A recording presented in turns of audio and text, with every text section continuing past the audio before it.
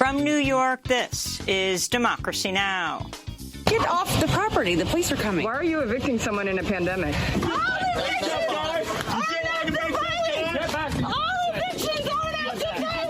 As COVID cases and deaths shatter world records in the United States, millions of people risk losing their homes in the middle of the pandemic. As a federal moratorium on evictions is about to end, we'll get the latest. Then we'll speak to Indigenous activist Winona LaDuke about Joe Biden's selection of Deb Haaland to be the first Native American to serve as Interior Secretary. We'll also look at the ongoing protests against the Enbridge Line 3 pipeline in Minnesota. We're asking you to come to the river and pray. You know, there are a lot of people up here, and there need to be more. This is our river. These are public lands that they are taking for this Canadian multinational corporation. Then a shocking new expose in The Intercept reveals CIA-trained and funded death squads have targeted Islamic religious schools in Afghanistan, killing boys as young as 8 years old. These militia networks have been implicated, according to our reporting, in a number of incidents, including summary executions, massacres, bombing of civilian houses, mutilations, and the list goes on. Was this campaign of terror part of the Trump administration's exit strategy from Afghanistan? We'll find out. All that and more coming up. Welcome to Democracy Now!, democracynow.org, The Quarantine Report. I'm Amy Goodman. The United States has logged its second worst day of the pandemic after shattering records just one day earlier. On Thursday, the U.S. recorded over 233,000 new infections and nearly 3,300 deaths.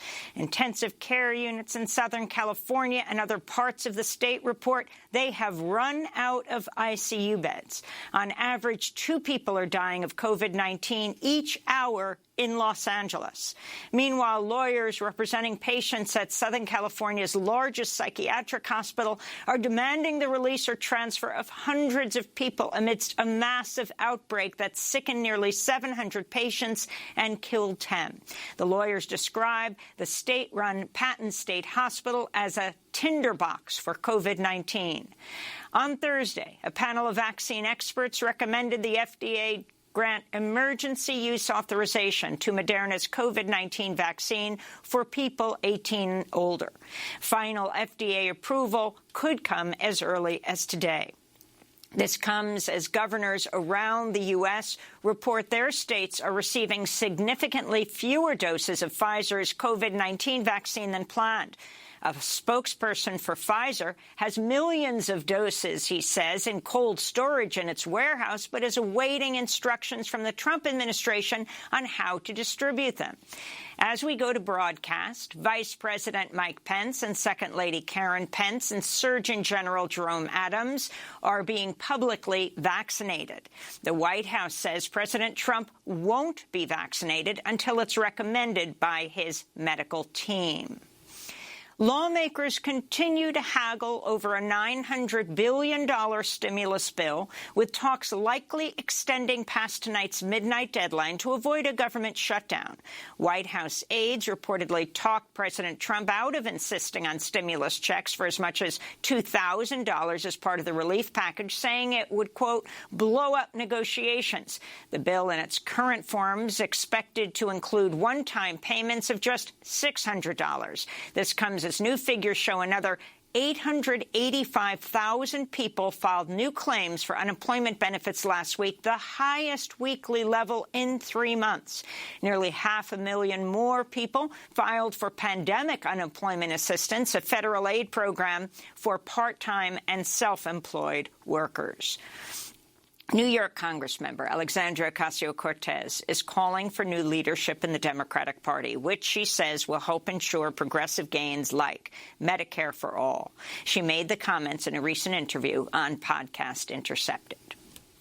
You know, for me personally, it was when I was waitressing and I would hear Democrats talk about why the Affordable Care Act was so amazing all the time and how this is the greatest thing ever and the economy's doing wonderfully. And frankly, it is the same trick that Trump pulls, which is, you know, people touting the Dow as a measure of economic success when we're all getting killed out here. And so, do we need new leadership of the Democratic Party? Absolutely. But how do we ensure that when we shift, we don't even move further to the right? President-elect Joe Biden has nominated New Mexico Congressmember Deb Haaland to become Secretary of the Interior. If confirmed, Haaland would be the first Native American to serve as a cabinet secretary. Haaland's nomination was backed by progressives as well as more than 120 tribal leaders who sent a letter to Joe Biden last month urging him to select her for the post. Haaland responded in a statement, quote, "As our country faces the impacts of climate change and environmental injustice, the Interior has a role, and I will be a partner in addressing these challenges by protecting our public lands and moving our country towards a clean energy future," unquote. We'll have more on Deb Haaland's historic nomination later in the broadcast with Indigenous activist Winona LaDuke.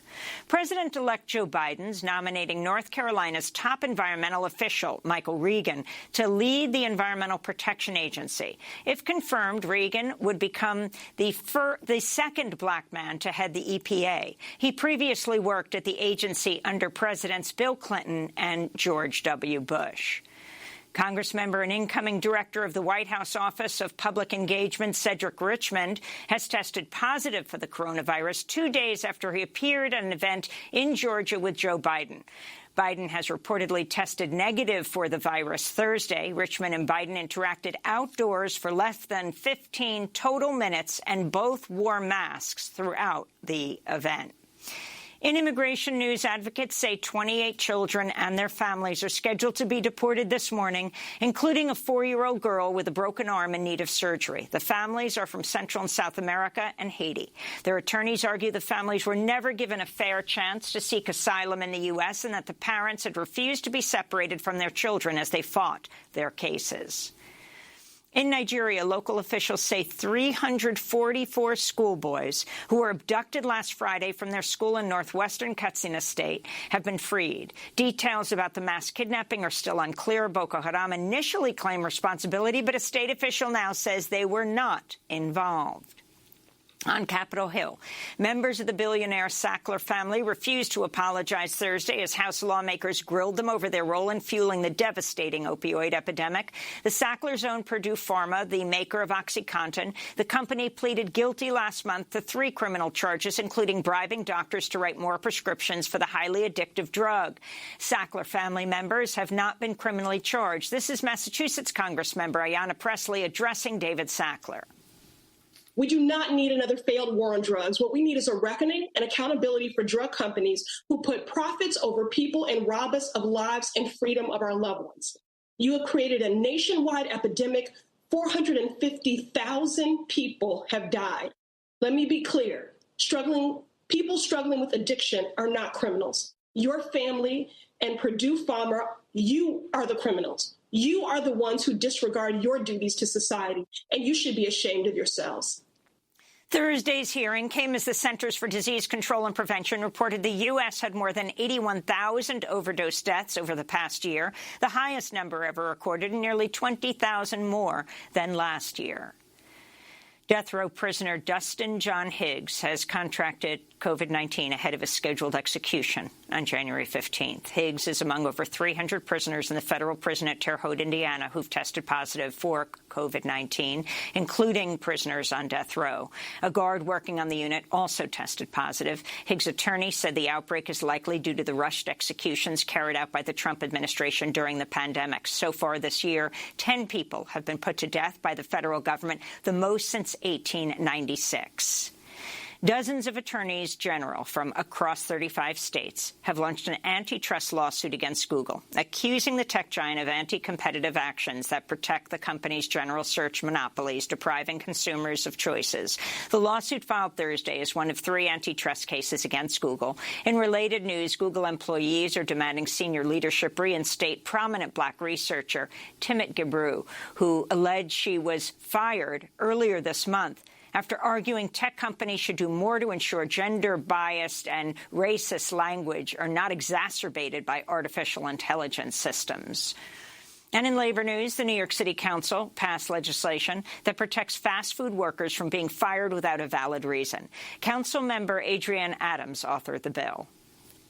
Before the pandemic, fast food workers performed dangerous and physically demanding work, but now as essential workers, their jobs have become more dangerous, putting their health and families' health at risk. In exchange, they are often faced with impossible choices: endure hostile working conditions, leave, or be fired and face financial struggle without a job. Just Cause legislation is about giving working families economic stability and security. And most importantly, this is about treating workers with respect and dignity. Those are some of the headlines. This is Democracy Now!, democracynow.org, The Quarantine Report. I'm Amy Goodman. As U.S. hospitalizations from COVID-19 hit another record high, we begin today's show looking at the crisis of evictions and how millions across the country could be forced to leave their homes in the middle of the pandemic if Congress does not extend the federal eviction moratorium that's due to expire at the end of the year. Congress is expected to extend the moratorium by 1 month to January 31st in the $900 billion stimulus bill currently still being debated in Washington. But this is just a temporary fix. The U.S. Census Bureau reports 1/3 of U.S. households are behind on rent or mortgage payments and will likely face eviction or foreclosure in the next 2 months. Meanwhile, many have already faced eviction despite the national moratorium. New research finds more than 400,000 COVID-19 cases and nearly 11,000 deaths resulted from evictions, after many states allowed eviction moratoriums to expire over the summer. The co-author of this research joins us now in Los Angeles, California, the new epicenter of the pandemic. Catherine Leifheit is a researcher at UCLA's Fielding School of Public Health. And in Kansas City, we're joined by Tara Raghuveer, director of KC Tenants, a tenants' right organization in Kansas City, director of the national campaign Homes Guarantee. We welcome you both to Democracy Now! Tara, let's begin with you in Kansas City. Lay out the national problem that we're seeing here. Record deaths, record hospitalizations, record infections around the coronavirus. And this federal moratorium on evictions is due to end at the end of this year, in just a few weeks. It's important to realize that the federal moratorium that's due to end wasn't good enough to begin with. It didn't come until September, and that was months after people in places like Kansas City had been evicted and forced to the streets in the middle of a global pandemic. The CDC moratorium only covers one type of eviction, and those are evictions for non-payment of rent. It leaves a lot open to local interpretation, and it puts the burden on tenants to apply for that protection. So the CDC moratorium was not good enough, but the CDC moratorium allowed to expire at the end of the month leaves hundreds of thousands, millions of families vulnerable to eviction within the first 20 days of the next year. And explain the difference between federal evictions and other evictions. How is it, what does federal apply to? So the CDC moratorium applied ostensibly to every property in the country and was available for any tenant who needed protection. Previously, there was only eviction protection for buildings that got some kind of federal financing. But in September, the CDC went further than that. The problem, though, was that the federal moratorium left a lot to local interpretation. So here in Kansas City, for example, the presiding judge of our circuit court decided that he was still going to allow landlords to file evictions, and the judges were still going to hear evictions, and they were still going to issue eviction judgments for those cases where the tenant hadn't gotten the right information to protect themselves under the CDC moratorium. So you recently tweeted out, Tara, if people get checks, but we don't cancel rent, those aren't stimulus checks. They're an industry bailout. Explain. The tenants in the streets, the tenants in their homes have been demanding rent and mortgage cancellation since March because tenants were always clear that in the face of unprecedented public health and economic crisis, they should not be responsible for what is the largest bill for every American family across race and class lines. But months into the pandemic, tenants are still being held responsible for their rent payment. And the fact is that the rent eats first. That is to say, if a family gets a check, whether it's for $600 or $1,200, that money goes first to their landlord. So that does not stimulate the economy. That does not put food on the table. That does not help their family survive this traumatic moment. All that does is enrich the property owner to whom they owe their rent. In November, members of KC tenants were detained by police when they tried to halt the eviction of a woman from her apartment in Raytown, Missouri, who said she had nowhere else to go. Get off the property. The police are coming. Why are you evicting someone in a pandemic?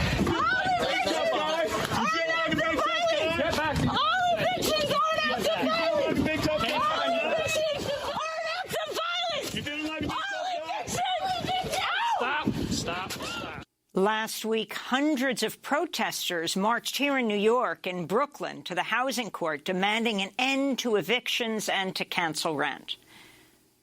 We are the tenants! We are the tenants! The mighty, mighty tenants! The mighty, mighty tenants! Fighting for justice! Fighting for justice! Cancel rent! Cancel rent! So, and those are sounds from the streets of Brooklyn. And, of course, that first eviction was right around the issue in Kansas City involving your group, KC Tenants. If you can talk about what that eviction was all about, often specifics capture people's attention more than the mass numbers, which is horrifying. And also, even the people throwing people out, like those who are brought in with sheriffs, you see them online weeping and saying, I'm taking out this person's furniture and I'm probably next. That's right. So Amanda, whose eviction we disrupted in Raytown, Missouri, is a cancer survivor. She was living by herself. She wasn't even behind on her rent. She was being evicted because the property manager was basically sick of her abuser showing up and causing trouble at the apartment complex. She's a domestic violence survivor, and she was basically evicted for calling for support in her domestic violence case. And it was true. She had nowhere to go that night. So we showed up to execute this kind of blockade as a way of both supporting Amanda and showing her solidarity, but also exposing the fact that sheriff's evictions are still happening right now. Because the fact is, for a lot of people who aren't impacted by these types of events, there's the ability to ignore that our state is sanctioning this kind of violence. So we wanted to put that on blast, and I think we effectively did so. And tenants across the country are taking matters into their own hands, shutting down eviction court, shutting down these blockading these types of evictions that sheriffs are executing as a way of saying that, you know, if we don't have justice, we won't allow for any peace. Catherine Lighthite, you did this major national study at UCLA, linking the lifting of eviction moratoriums to an increase in COVID-19 cases and deaths. Explain what you found. Right. So to understand this relationship between evictions and COVID in this context of a pandemic, we looked at eviction moratoriums that were implemented and then lifted at the state level. So 44 states or 43 states in the District of Columbia implemented an eviction moratorium between March and September, and then 27 of those states went on to lift the moratorium over the summer. So what we did is we compared the states that had lifted their moratoriums to those that kept their moratoriums in place. And we found that the states that lifted their moratoriums had 430,000 more COVID cases and over 10,000 more COVID deaths. So we think these deaths are preventable, and they could have been prevented had those moratoriums been kept in place. Explain more explicitly the connection. Right. So when people get evicted, often they have limited options about where they go next. You know, these things happen very quickly and they're violent, as Tara has been explaining. So people often move in with friends or family if they have that option. If not, they might enter a homeless shelter. And both of those things increase your number of household contacts. They increase crowding. And we know that household transmission and crowding are two of the main mechanisms that drive up COVID transmission.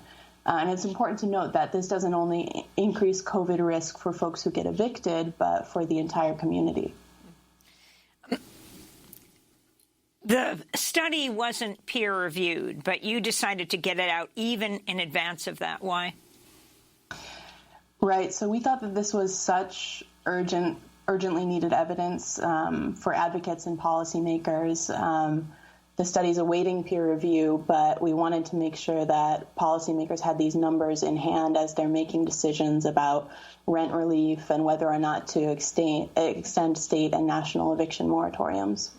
You know, it's interesting. I don't know how many people picked up on this federal moratorium was issued by the CDC, the Centers for Disease Control and Prevention, which really underscores the connection between evictions and public health, Catherine.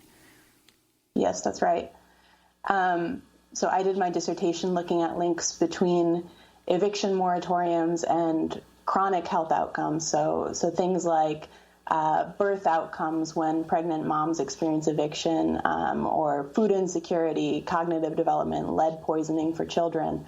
So we'd been talking about eviction as a public health problem for a while, but then to have the CDC come out in the context of the pandemic and say that this was their rationale for the moratorium was really powerful. And we have to wrap up soon, but I do want to ask you which communities are most impacted. Right. So Black and Latinx communities are disproportionately burdened by evictions. And, of course, those are the same communities that are getting battered by COVID.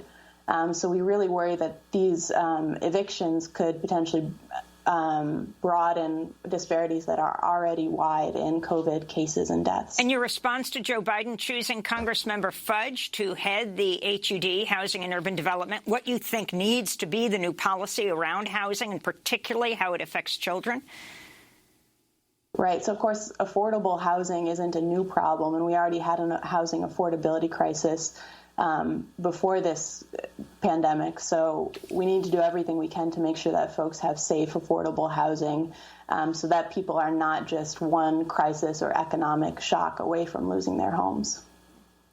And Tara Raghavir, as we wrap, if you can talk about the difference that these actions have made when people come out. I mean, we're talking about in these next days, this federal moratorium on evictions is scheduled to end. But even with it in place, so many people are being evicted. What do you think is the most effective response?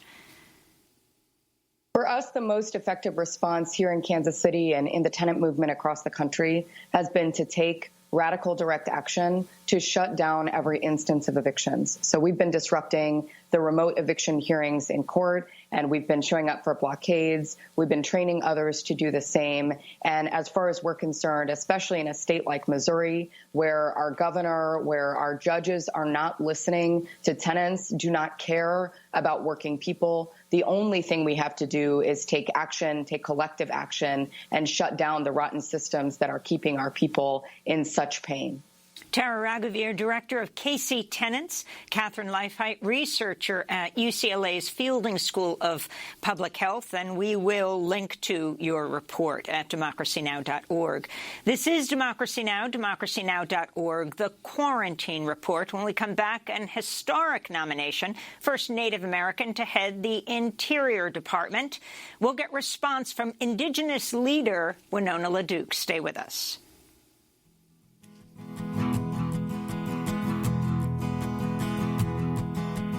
Save the river, save the seas, save the mother and her family. How can you take what you want and say that we are free?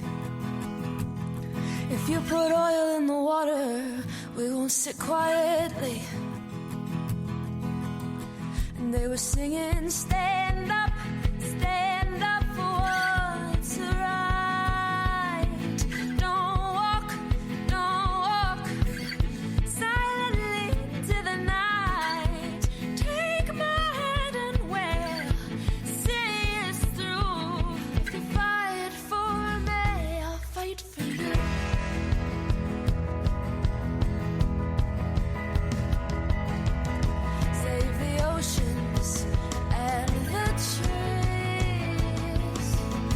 Save the people who are in need. How can you do what Fight you want for to You say? by Ray Zaragoza. This is Democracy Now!, the democracynow.org, the Quarantine Report. I'm Amy Goodman. President-elect Joe Biden has nominated New Mexico Congressmember Deb Haaland to become Secretary of the Interior. If confirmed, she'll be the first Native American to serve in a cabinet position. Haaland's nomination was backed by progressives as well as more than 120 tribal leaders who sent a letter to Joe Biden last month urging him to select her for the post. Haaland responded in a statement, quote, "As our country faces the impacts of climate change and environmental injustice, the Interior has a role, and I will be a partner in addressing these challenges by protecting our public lands and moving our country towards a clean energy future," she said. Journalist Julian Brave Noisecat tweeted, "After 4 years of fossil fuel executives and lobbyists opening up native lands and sacred sites to industry tycoons, the next Secretary of Interior will be a Laguna Pueblo woman who went to Standing Rock in 2016 and cooked for the people," unquote. Deb Haaland's appointment comes as the struggle against the Enbridge Line 3 pipeline continues in Minnesota after construction began 2 weeks ago.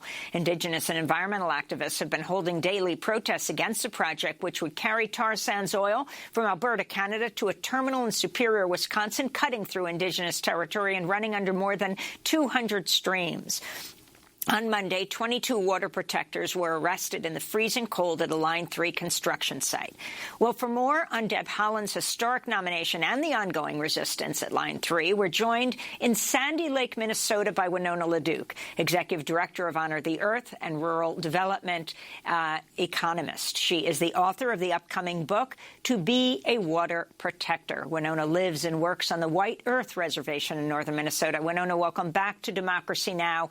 Can you start off by talking about the significance of Deb Haaland to be the first Native American to head the Interior Department, if approved by the Senate, not to mention to be a cabinet member, as far as we know. You were a longtime supporter of her, back to when she ran for Congress. I just want to say one thing. That would be an affirmation from all of us over here in the Indian country. You know, that was a very, very important step for the Biden administration. You know, Indian people know how to take care of this land. And Deb Haaland comes from Laguna Pueblo, which has one of the largest uranium mining histories in this country. And I just want to really, with the Anaconda uranium mine destroying so much of their territory, really grateful for this and this new point, this vision that we're going to have. There's a lot of work to do to undo what the Trump administration has done, and we are really, really grateful that the Biden administration has taken these steps. And can you talk about what Deb Haaland stands for? She is a Congress member from New Mexico. She talked immediately about sustainable development and what the Interior Department does. Well, the Interior Department is kind of like the great white father of Indian people. And so mines and Indians are both in the same department. And what's happened is that the Interior Department and the federal government has basically given away so much of the land, water, and resources of Indian country under the Trump administration and previous administrations. And so, let's just say the public lands and the native lands should be protected for the public and the natives, not necessarily some mining corporations. Deb's history here with the vision that she and other leaders have had in Washington with the just transition and the Green New Deal is exactly what we need in this country. We don't need any more fossil fuels. We're done. We're done. What we need is the vision and a just transition.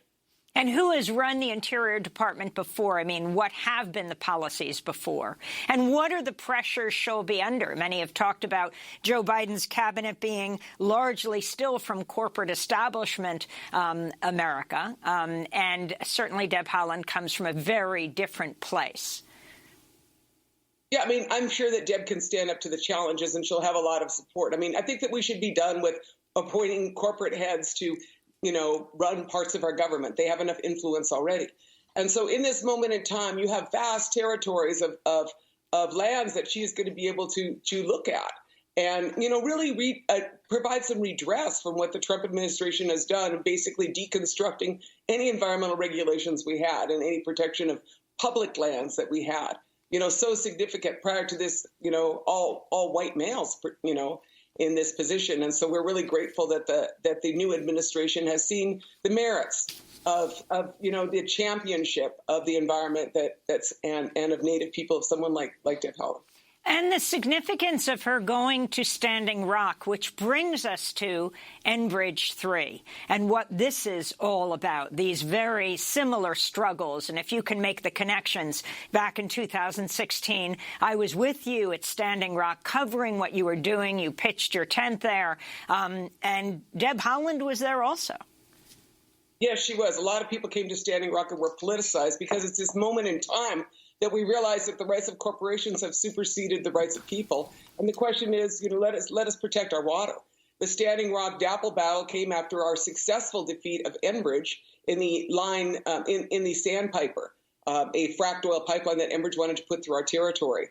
After that project was canceled in 2016, the company purchased 28% of the Dakota Access Pipeline and proceeded to ram a pipeline through. Really bad idea, in North Dakota, and was faced with all of the water protectors, And so what we've seen is that this is the end of the fossil fuel era. I mean, the fact is that the price of oil was it minus $38 a barrel in the spring? I mean, that wasn't even my economics class. And then you have this, reduction in oil consumption, the crashing of the tar sands industry. I mean, company after company is bailing out of the tar sands, and the closure of refineries in the United States. And so we're at this point in time where the industry is ending, and there's certainly no reason to approve a new tar sands pipeline. It's like the last tar sands pipeline at the end of the fossil fuel era. So we are sitting here in northern Minnesota, and we have been standing against Enbridge's proposal. For 7 years, the Anishinaabe, all 70,000 people came out and testified against this pipeline for 7 years. We've been saying this is a bad idea. It was a really bad idea when it was initially proposed, and now in 2020, with both the price of oil, the state of climate disaster we are in, and the projections in the future for, moving towards electric cars, there is no need for this pipeline. There wasn't a need before, and there's not a need now, certainly. And yet Enbridge is trying to shove it through. We call this the pandemic pipeline. I mean, Governor Walz from Minnesota, really remarkable decision, approved all of the permits for the Enbridge Line 3 pipeline. A day later, Governor Whitmer of Michigan withdrew the easements for the Enbridge pipeline project underneath the Straits of Mackinac, citing the public trust doctrine, saying that the interests of the people in the state superseded the interests of a Canadian multinational corporation. Really a stark comparison, because we're sitting here in northern Minnesota, 65, 66-year-old women are getting arrested, minus 2 degrees out there, to protect our water. All kind of people are getting arrested, all kind of people are coming up here, and it's a pandemic. What we see is Walz approved 4,200 workers coming in from out of state. These are pipeline workers from other failed projects like the Keystone XL. All the other failed pipeline projects are coming in from Texas, they're coming in from Utah, from Wyoming, from Michigan, to put in a pipeline that nobody wants. And it's really brutal up here. So, what we see is an opportunity for change. I want to go to Shanae Madison, one of the protesters who came out Tuesday for a demonstration outside an Enbridge Energy office in Minnesota. My name is Shanae, and I came over here from northern Aiken County, where Enbridge is already getting ready to drill beneath the Willow River and the Mississippi River. And that's where my family has been for 5 generations. It's a place where my grandma was born, and it really hurts to see how much destruction has been done in just the last 2 weeks. So I'm standing here in support of and in allyship with the Native-led movement to stop Line 3, but also because I am tired of my people being lied to. That these are the good jobs, destroying the place that we come from. So that's Shanae Madison, one of the protesters at a Tuesday action. Earlier this month, an Anishinaabe woman named Dawn Goodwin sat in front of a machine that was brought in to clear trees for construction. If you can also describe that scene and the various direct actions and protests that are taking place. You described the action of the Minnesota governor. He is a Democrat. Yes, that's right. And for some reason, Tim Walz thought this was a good idea. At the end of all this conflict, this is like blood oil. When you got people getting arrested, it's, -2 degrees. You've got all this brutality occurring in the north. And, in the middle of a pandemic where you import all these workers and you only got 4 ICU beds in a county, so much conflict. At the end of it, he's going to have 23 jobs. What a poor decision he's made. What we really want is the opportunity for a just transition. In Minnesota, we're going to be fighting over rocks and pipes for the rest of our lives, and rocks and pipes for the rest of our lives and into, for the next 20 years, unless we come up with a better plan, one that could bring local jobs. And that's what Shania is talking about, because all people have been given here is project proposals by multinational corporations. And it's really time for far more vision than that. Across the line, there are people opposing this pipeline, and we are just getting started. In addition to that, our tribes all filed, along with citizens organizations, appeals for every step of the process, including the certificate of need and the route permit that was issued by the state of Minnesota. I mean, they don't have a spill plan for Lake Superior. They couldn't meet the water quality standards, and their need projections were based on what Enbridge wished need would be, not the reality of a decreased demand for oil. So here we are, standing here and watching the crunching of our forests, these giant machines called a feller buncher. They drive through and just destroy and consume forests in this pathway of death that Enbridge is bringing here to northern Minnesota. So we were sitting there praying at our lodge, and Dawn seen that machine coming, and she was just so upset with it. She just sat and was crying and was shaking. And then she's praying, and the next thing you know, Don Goodwin has stopped a machine. And that machine has not restarted. That machine has not restarted on the banks of the Mississippi River, where our people still stand. So I wanted to also ask you about another issue. This has to do with sports news. The Cleveland Indians baseball team has announced it's changing its name after years of protests from Native American advocates and fans. I wanted to ask you about the whole issue. Interestingly, the team was named over 100 years ago for a Native American player that had not been recognized. But Indigenous groups have been fighting for decades. The Indian Psychologists Association put out a letter saying this demeans us. This, of course, follows the removal of the name of the Washington national team, as it's referred to now. Its former name will not go mentioned. Talk about this movement and what it means to you. I think it's really a reclaiming of our right to define who we are and not having someone else say who we are. Being a mom, being a grandma, you see these kids and all of a sudden they see this big sign for Indians has nothing to do with them. It has really been an appropriation of who we are and making a lot of money off of Native people for all these years and a lot of disparaging, chants and such things. We're done. And it's an interesting year. I mean, we've all been here. And, in my life, I didn't expect to see so many statues falling. How many years we try to get those Columbus statues to fall? Many years. They're all down.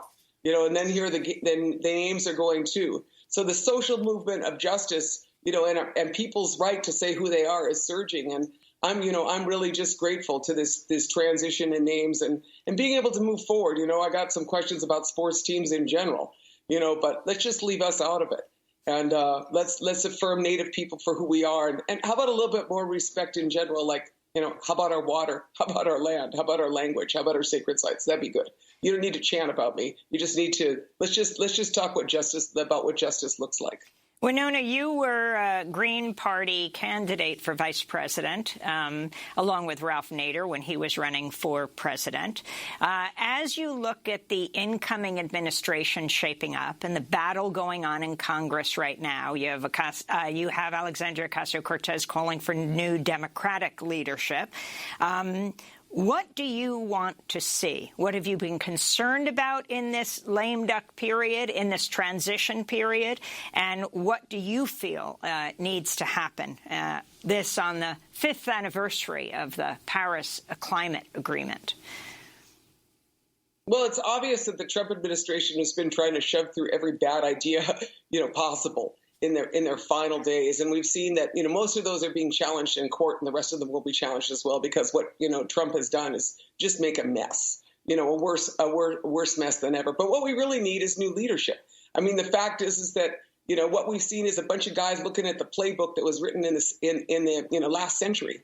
In a time of climate disaster, the fact is that you don't need any more fossil fuels. What you need is a just transition.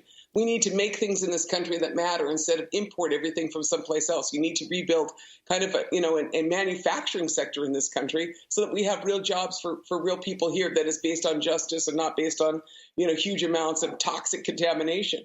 You need to build a renewable energy sector. I mean, I sit here in northern Minnesota, and the irony of it is you're looking at pipes moving, and right behind them are wind turbine parts moving. And they're coming in to the port of Duluth, the furthest inland port, because they all get imported from overseas, from Europe and from China. We don't make wind turbine parts in this country. We import them by and large from overseas. And so you see these small rural roads in the north full of pipelines and full of wind turbine parts. And I'm like, let's just move on. Time to move on. Let's quit fighting over rocks and pipes, and let's move it to something where we have an economy that's not based on conflict. That's the opportunity for this administration. That's the opportunity for the Walz administration to move on, to make a just transition, to build an economy based on peace, respect, and justice. That's what we want. And Winona, last question. In this time of the pandemic, we just have 20 seconds, but it has ripped through Native America. Can you talk about the situation? No, I mean, my community itself has lost some people, and more of us are getting lost. We're the highest risk people, in Minnesota, are Native people. And we just want, we are doing our best to stay safe. And we didn't appreciate the 4,200 workers that Governor Walz brought into our communities. Now's the time to stay safe, stay isolated, and, prepare for spring, because spring will surely come, and we'll plant new seeds, of hope, justice, and food for our people. Winona LaDuke, we thank you so much for being with us, Executive Director of Honor the Earth. Looking forward to your upcoming book, To Be a Water Protector. When we come back, we go to Kabul, Afghanistan. A shocking new expose reveals CIA-trained and funded Afghan death squads have targeted Islamic religious schools, killing boys as young as 8 years old. We'll speak with the reporter. Stay with us.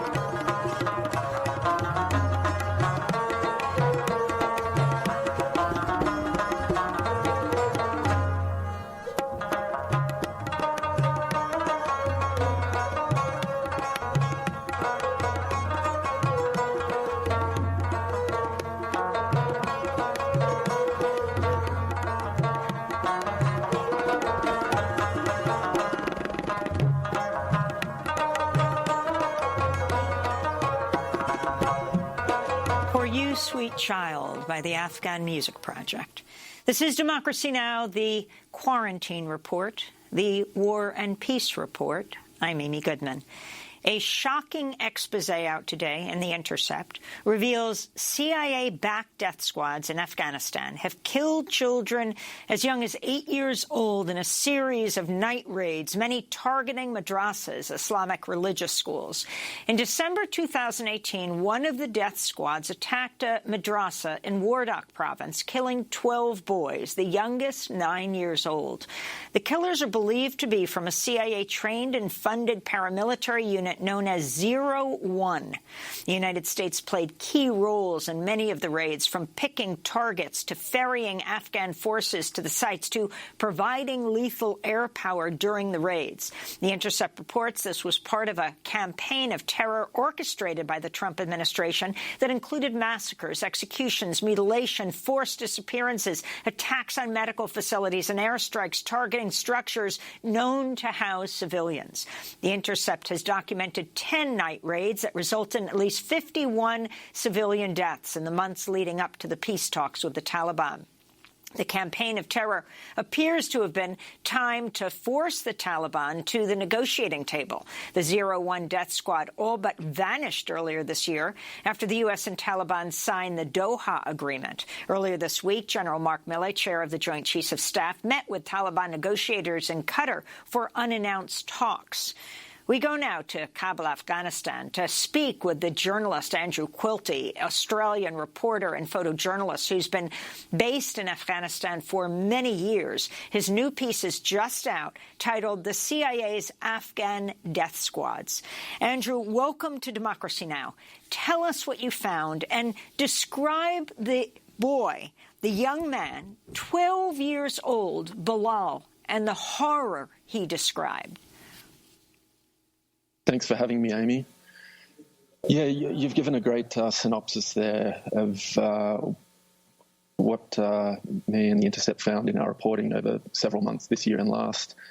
Bilal, who was one of the survivors and one of the witnesses of the worst raid of the 10 that we documented in great detail, was, as you said, 12 years old, and he was one of about 25 young Islamic school students who stay overnight in these madrasas because they live too far away to go back and forth each day.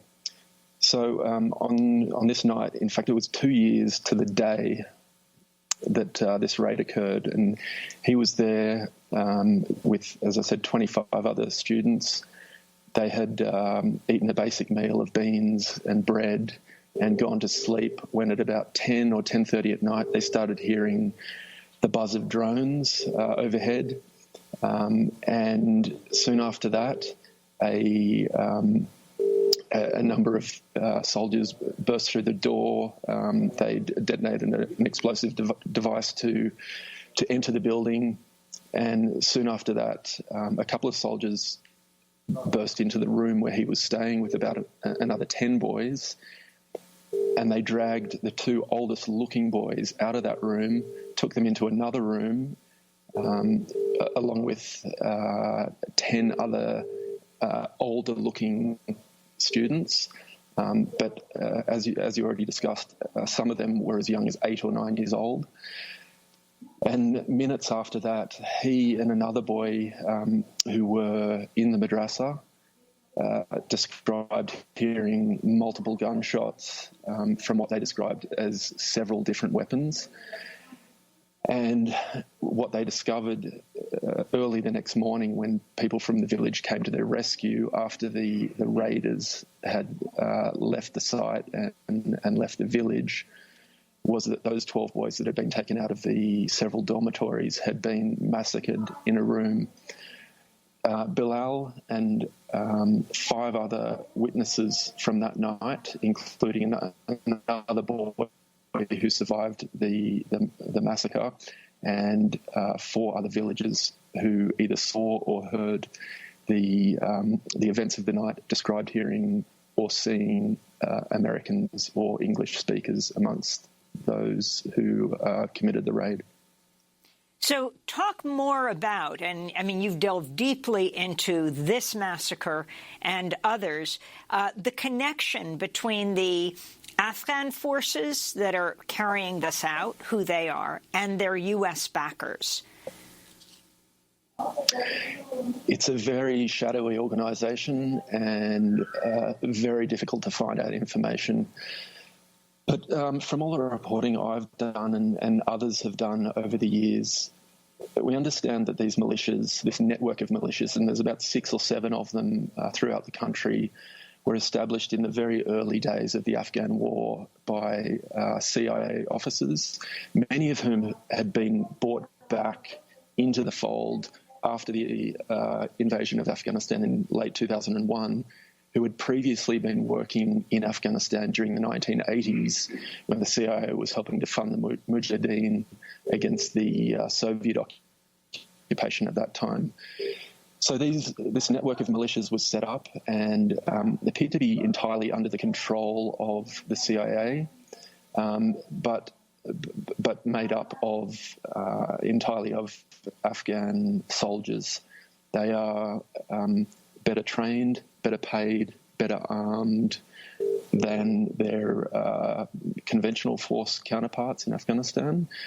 And it's actually not often that you hear about them. Often the only time you do hear about them is when atrocities like those that we have documented in Wardak in the last couple of years make headlines. And in fact, it's very rare that they do make headlines, because the places that these militias tend to operate are deep in Taliban-controlled territory, where often there's very limited access to communications and media, and often the information that does come out is denigrated as propaganda, which the Taliban are well known for using. But it's been in more recent years, in fact, since the Trump administration started to undertake peace talks with the Taliban regime in Doha, Qatar, that these militias have come back to the fore and been extremely active in certain parts of the country, and in particular in Wardak province, which neighbours Kabul. You could drive to the capital of Wardak from where I'm sitting right now in an hour. I want to turn to Mike Pompeo, speaking in 2017. At the time, he was head of the CIA before becoming Secretary of State. We can't perform our mission if we're not aggressive, vicious, unforgiving, relentless. You pick the word. Every minute we have to be focused on crushing our enemies. And this is President Trump speaking about Afghanistan in 2017. We are not nation building again. We are killing terrorists. So there you have it, Pompeo and Trump in 2017. And it makes me think about what you write in your piece. The prevalence of boys among those killed in Wardak indicates that 01, that unit that did the massacre, it makes me think that 01 was trying to eliminate not only existing enemies, but potential future foes as well. Talk more explicitly about what Trump and Pompeo are doing right now, and at this point when Milley has just met with the Taliban in Qatar. What they're doing right now, well, they're coming to potentially the end of their involvement in Afghanistan, something that President Trump had campaigned on back in 2016. And from all my reporting, it's my understanding that Trump wanted to get out, as we all know, of Afghanistan, get his forces out of Afghanistan by the end of his term. In a four-year term in the context of a 20-year war is not a lot of time at all. And as it's often said, it's much easier to get into war than get out of one. So the way I see it is that Trump wanted to exert maximum force in the minimum amount of time to coerce the Taliban at the negotiating table and put them in a position where they had to concede to their terms in the negotiating process. So while these raids were going on, and while the Taliban were being pummeled all over Afghanistan and being pressured at the negotiating table, you had this strange contradiction of the rhetoric of peace in Doha, in all the public pronouncements and public rhetoric, contradicted by what was going on the ground in Afghanistan, which far from this rhetoric, as I say. What the peace talks led to in February this year was the signing of what's known as the Doha Agreement, which was it wasn't a peace deal, but it was an agreement that was hoped would lead to a peace deal down the track. It mandated a timeline for withdrawal of American forces, and and that is coming up to end in theory in April or May next year. Now, since then, since the February signing of the Doha Agreement, it was hoped, it was anticipated by the American government and the Afghan government that it would coincide with a decrease in violence in the country. That has not occurred. So it seems as though Trump's theory that pummeling the Taliban into submission has not worked. And in fact, the Taliban seem to be as strong now as at any other time in the war. This at a time where they can see the end of the road for the American involvement in the country, and certainly an opening, a greater opening than they've ever witnessed before, to regaining the power that they had in the late 90s and 2001. I just want to express how important it is to be speaking to you in Kabul. You have been doing this work for this one investigation for about 18 months. Internet access is not easy. The threat that journalists face, like you, and particularly Afghan journalist, one TV broadcaster, she was just gunned down, assassinated with her driver recently, and also what questions you want to see answered right now coming out of this investigation. And finally, the kind of pressure the President Ashraf Ghani is under for working with the U.S. government at a time when, while we have not heard about 01, certainly in Afghanistan, they know about these shadowy forces, the people themselves, because of the number of raids and massacres and word gets around. Look, strangely enough, I think the questions that I want answered would also be the questions that the president of Afghanistan, Ashraf Ghani, and his national advisor and his cabinet would want answered, and that is who on earth controls these units who are operating in their country without their permission. I spoke to the national security advisor here, and he was at a loss to explain how these units operated, let alone who controls them. He did admit that the CIA were in control of them, but beyond that, there doesn't seem to be understanding or correspondence with their Afghan counterparts. These units, just to go back to a little bit about how they operate and how little oversight there is, they're paid in US dollars in cash. So they're not even the Afghan government isn't even aware of who is making up the numbers in their units. Whereas with their conventional forces, all the units are paid through an electronic system, which is backed up by biometric data, which none of the members of these units have to undertake. You mentioned the risk to journalists here.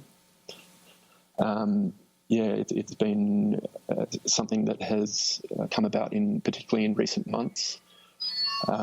In Kabul and other provincial capitals, you've seen a big increase in targeted attacks, many of which are targeting journalists and human rights activists. Well, Andrew Quilty, we want you to stay safe. Thank you so much. Australian photojournalist based in Afghanistan. We'll link to your Intercept expose at democracynow.org. I'm Amy Goodman. Wear a mask. Stay safe.